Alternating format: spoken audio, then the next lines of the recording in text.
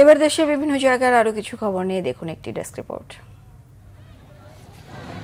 BNP চেয়ারপারসনের উপদেষ্টা আমানুল্লাহ আমান অভিযোগ করেছেন, ফ্যাসিস্ট হাসিনা প্রত্যক্ষ ও পরোক্ষ ইন্ধনেই পিলখানার বিডিআর বিদ্রোহের ঘটনায় ৫৭ জন সেনা কর্মকর্তাকে নির্মমভাবে হত্যা করা হয়েছে।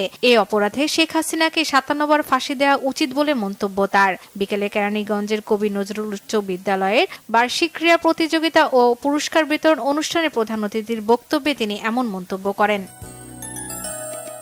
বিএনপির ৩১ দফা বাস্তবায়নে পথসভা হয়েছে ফরিদপুরে। সদরপুর উপজেলার ইউনিয়ন বিএনপির উদ্যোগে এ সভায় প্রধান অতিথি ছিলেন বিএনপি চেয়ারপারসনের উপদেষ্টা জহিরুল হক শাহজাদা মিয়া। দ্রব্যমূল্য নিয়ন্ত্রণের দাবিতে ভোলায় বিএনপির জেলা সমাবেশ হয়েছে। এ সময় নেতাকর্মীরা বলেন, সংস্কারের নামে নির্বাচনের বিলম্ব বরদাস্ত করা হবে না। বরিশাল শেরে বাংলা মেডিকেল কলেজ হাসপাতালে শিক্ষক সংকট নিরসনের দাবিতে বিক্ষোভ করেছে শিক্ষার্থীরা। কলেজের প্রবেশ পথের সামনে এ কর্মসূচিতে শিক্ষার্থীরা প্রয়োজনে দাবি আদায় না হলে কলেজ শাটডাউনের ঘোষণা দেন তারা।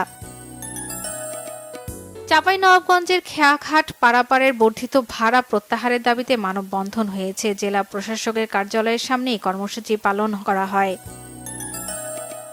ঝালকাঠিতে উন্মুক্ত সড়কের দাবিতে বিক্ষোভ ও মানববন্ধন করেছে ছাত্র জনতা। নলছিটি পৌরসভার সামনে সড়কে কর্মসূচি পালন করেন তারা। আনসার ও গ্রাম প্রতিরক্ষা বাহিনীর জেলা সমাবেশ হয়েছে ঝিনাইদহে। শিশু একাডেমি মিলনায়তনে এ সমাবেশে ভালো কাজের স্বীকৃতি হিসেবে ৫০ আনসার ও ভিডিবি সদস্যকে পুরস্কৃত করা হয়। পাবনার শতাধিক শারীরিক প্রতিবন্ধী ব্যক্তির মাঝে হুইল চেয়ার বিতরণ করা হয়েছে। এতে প্রধান অতিথি ছিলেন এবি ট্রাস্ট এর চেয়ারম্যান অ্যাডভোকেট শামসুর রহমান শিমুল বিশ্বাস।